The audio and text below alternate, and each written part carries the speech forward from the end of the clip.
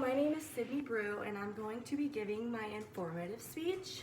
And I chose to do it on the certain foods that we put in our body, and like what the value they have, the nutritional value. So, my general purpose is to inform my audience on the certain foods that can change who we are and how we act.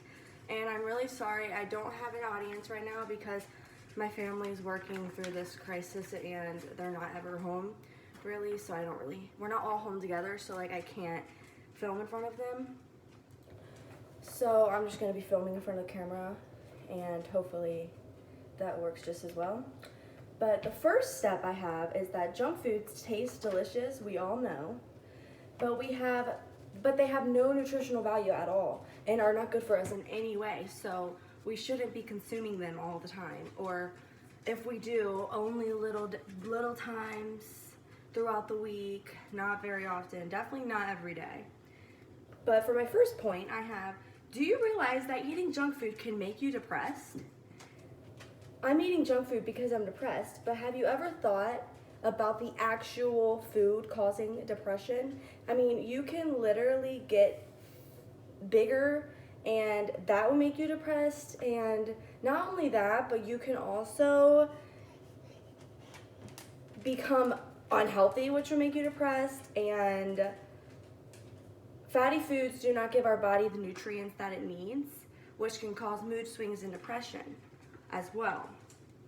This leads more towards teenagers because teenagers tend to eat more junk foods because their bodies maybe aren't their metabolism hasn't changed yet, but they tend to eat more junk foods than adults do because adults gain the weight faster and it affects them more in the future because teenagers are still young as they eat junk food. But for the second point, I have that foods that people are feeding their children sound nutritional, but they're not. Like cereal.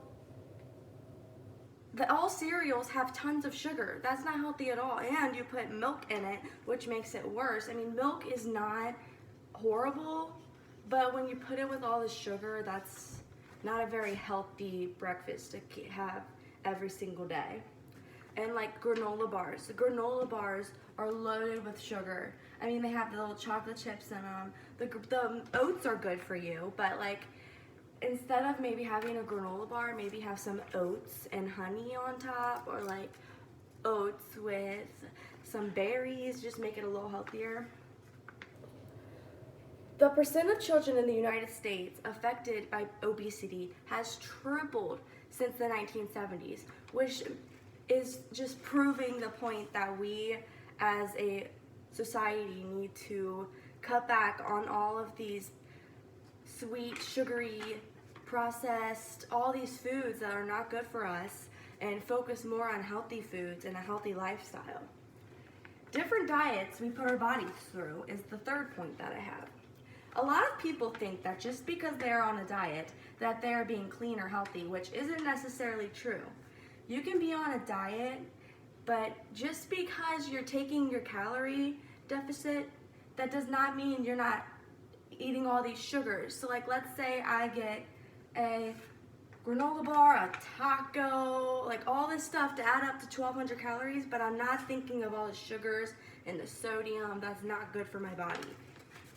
So you just really have to put that into perspective when you're trying to be in a diet and have a healthy lifestyle.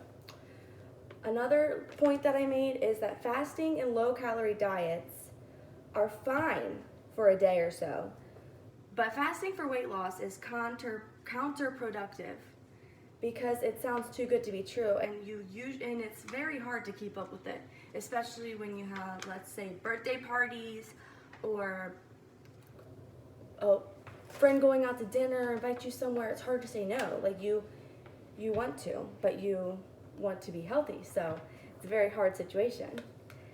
With all of those in mind, there are good outcomes for eating healthy.